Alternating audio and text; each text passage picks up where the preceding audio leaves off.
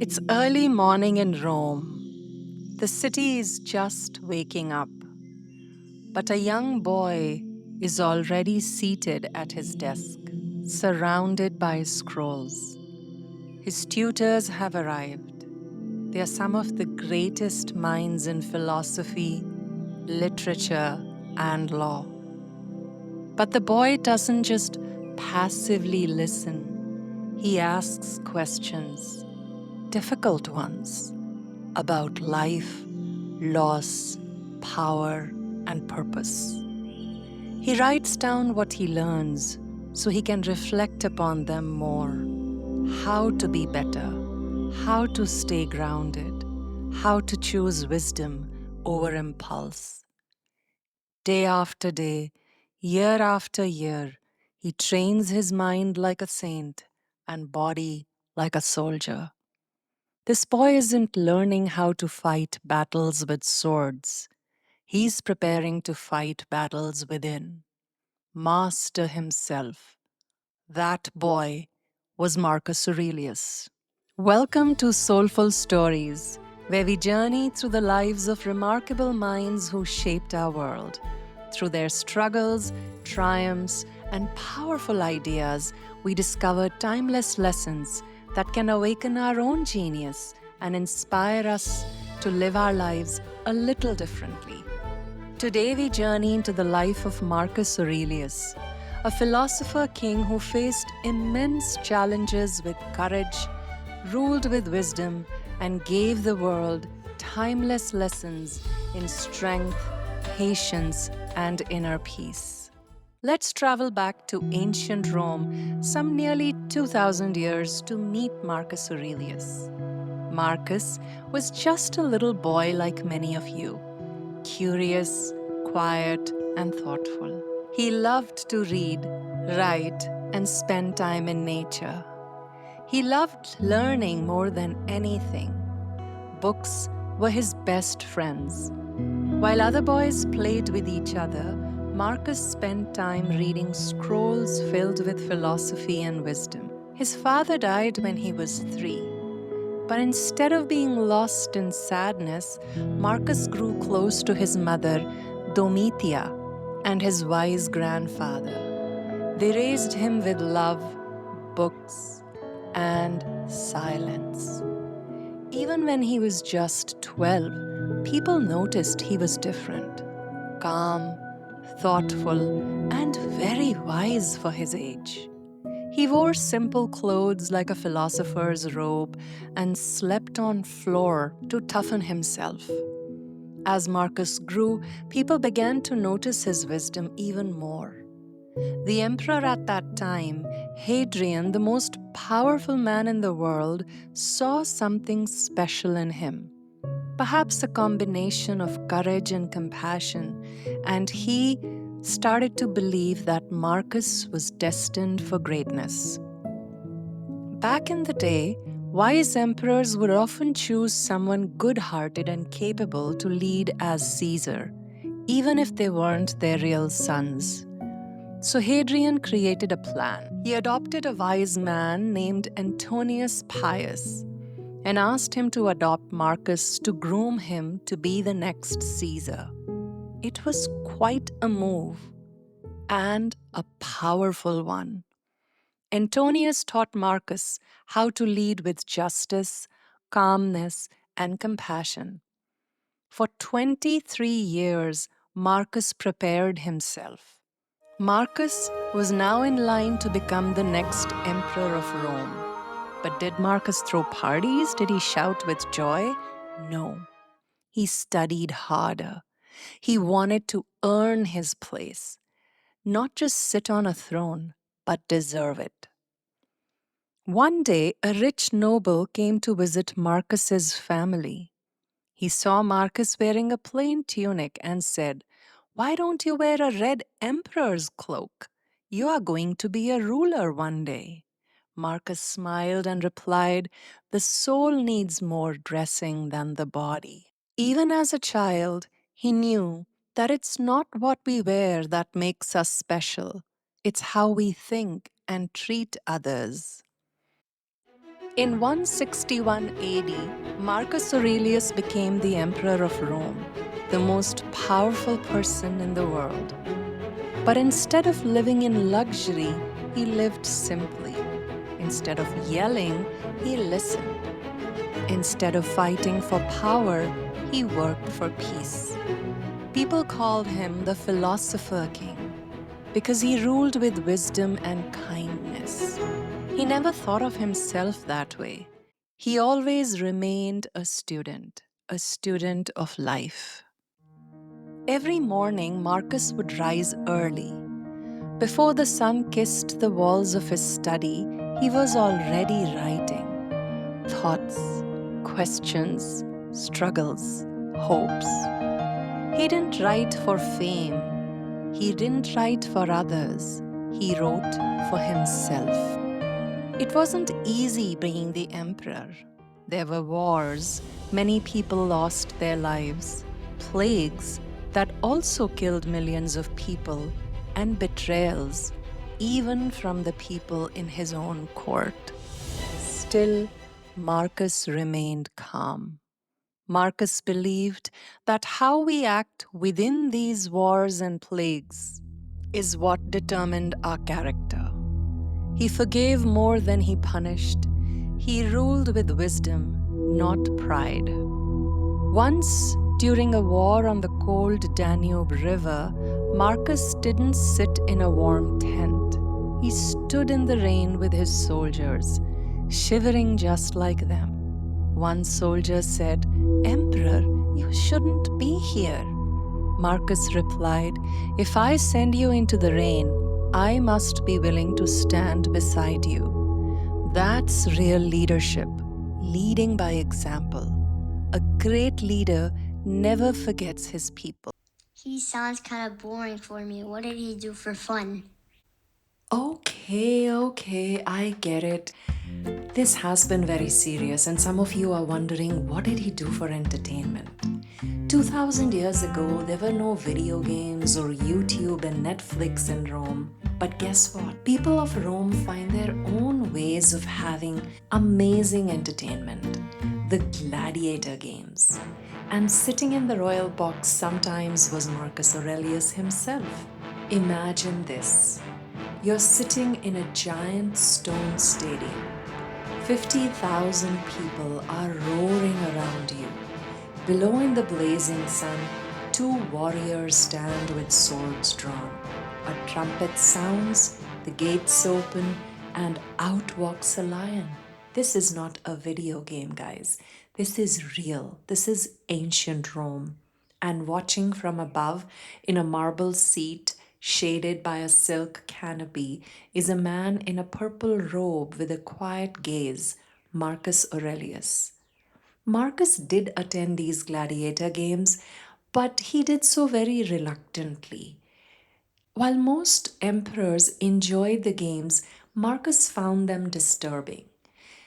He accepted them as part of the Roman culture, but he wasn't enjoying these games much. But the Colosseum could be flooded for boat battles. Gladiators back in the day had even become celebrities like YouTubers or gamers today. One of the famous stories of a gladiator is Spartacus. And he became quite famous because he wasn't born a gladiator, he was a soldier, but after being captured, he was forced to fight as a gladiator. Spartacus was different. He did not just want to fight for fun or fame, he wanted freedom. One night under the moonlight, he and about 70 fellow gladiators escaped from their training camp. Using all of the kitchen knives and wooden cooking tools that they had access to. What followed was one of the biggest rebellions in Roman history. Thousands of enslaved people joined them, inspired by his courage. Though in the end Spartacus did not win against the mighty Roman army, he became a symbol of bravery, and kids across the empire knew his name. Okay, now let's take a little break and let me ask you, what do you do for fun? Minecraft, Roblox, Fortnite? Please let us know in the comments section, what is the one thing that you enjoy the most when you want to have fun? Back in the day, Roman kids did not have screens. They had wooden swords, chariot toys, and sometimes tickets to a real life gladiator show. And that was fun for them. Wow, that's exciting. Marcus Aurelius donated half of all he owned to his kingdom, not for glory, not for reward, but because his conscience told him it was right. This was just one of the many quiet, noble gestures that defined his reign. When the Antonine Plague struck Rome and the streets were littered with bodies, fear hung heavy in the air. No one would have blamed Marcus if he had fled the city. In fact, leaving might have been the wiser choice, but he didn't. Instead, Marcus stayed. He showed no fear. His presence alone reassured the people, a silent message that he didn't value his own safety more than the responsibilities of his office. Each morning, Marcus woke to a surreal, pungent Rome, a city carrying the future scent of sorrow and silence. Yet he stayed. He wrote. He led. He endured. Later, when war and disease had ravaged the empire and the treasury stood empty, he was once again faced with a choice: take the easy way or the hard way. He could have raised taxes, he could have looted other provinces, he could have left the debt for his successors, but he didn't. Instead, Marcus brought the imperial ornaments, the crown jewels of Rome, to the Forum and sold them for gold. Every piece traded to fund the empire's survival. His approach to life and leadership was always simple: do the right thing, the rest doesn't matter. Waste no more time talking about what a good man is. Be one, he said. At the core of his strength as a philosopher and a ruler was his humble daily ritual, the morning and evening review. Every morning he would write, every night he would reflect. His mentor, whom he never met, once said, "Keep thoughts like these at hand, write them down, read them aloud. Talk to yourself and others about them." Marcus did just that. These words would later become one of the most powerful books in history. A book called Meditations, a guide on how to live with strength and kindness. One of his famous words are, "You have the power over your mind, not outside events. Realize this and you will find strength." He also wrote these famous words: "The impediment to action advances action. What stands in the way becomes the way." They were Marcus's way of calming his restless mind, reaching for apatheia, a quiet state of the soul where emotions no longer rule and reason gently leads. A place where a man can face fire, failure, or fame and remain steady. He was taught from an early age not to ask, "Why is this happening to me?" Rather ponder, "How can I use this?" He believed the storm is not here to shake him, but shape him. Marcus's personal life wasn't easy either. He faced great pain and sadness.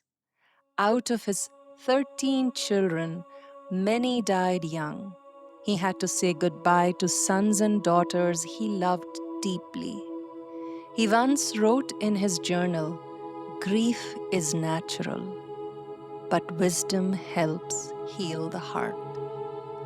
And then he lost his beloved wife, Faustina, who stood beside him for years. Even as his heart broke, Marcus continued to lead with love. He felt each loss like a stone in his chest, but he never let his sorrow turn into hate.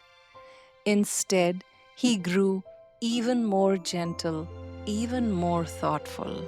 He wrote, "The obstacle is the way," which means don't run from problems, use them to become stronger. Accept whatever comes to you, woven in the pattern of your destiny. For what could more aptly fit your needs? Marcus believed that every pain is here for us to teach us an invaluable life lesson, to grow, to feel, to understand life. Marcus Aurelius treated people with kindness and respect, whether they were rich or poor, Roman or not.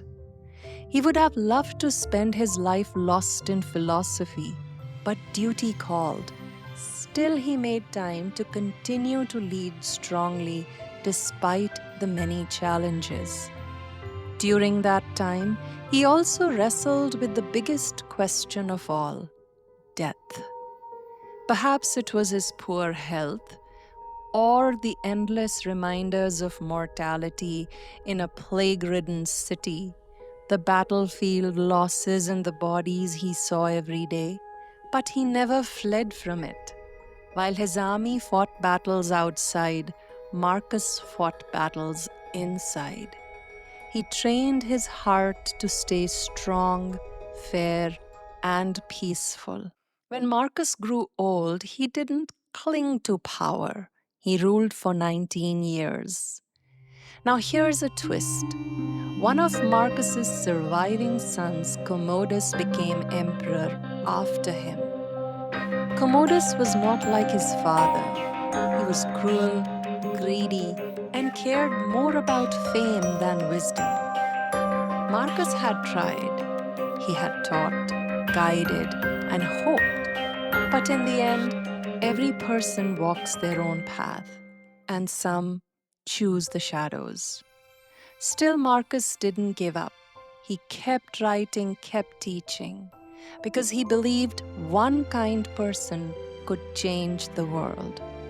When Marcus grew old and sick, his advisors asked, "Should we prepare your golden tomb?" Marcus said, "No. If you wish to honor me, teach children to be wise." Marcus died in 180 AD, but his ideas lived on, not carved into stone, but etched into pages.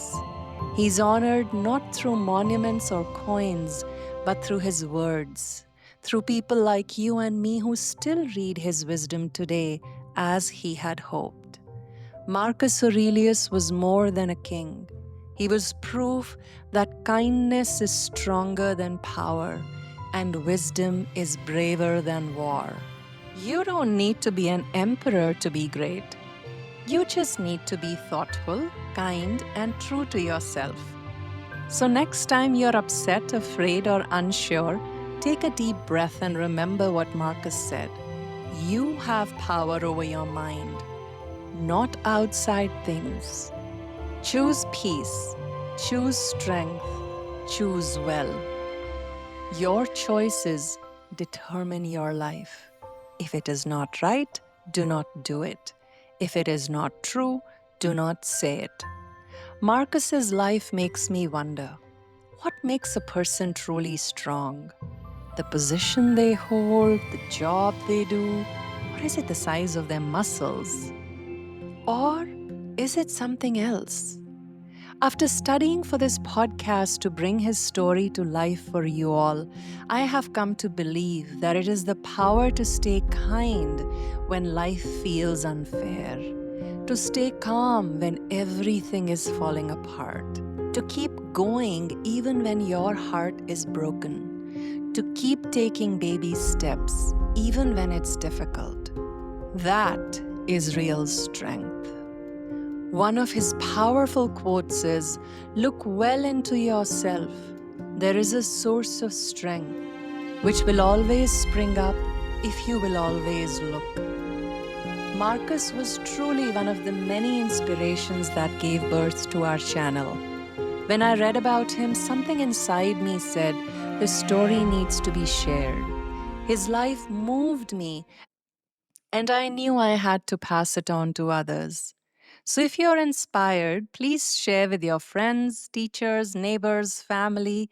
I truly feel this one is for everybody, not just children. Thank you for joining us on this magical journey through time.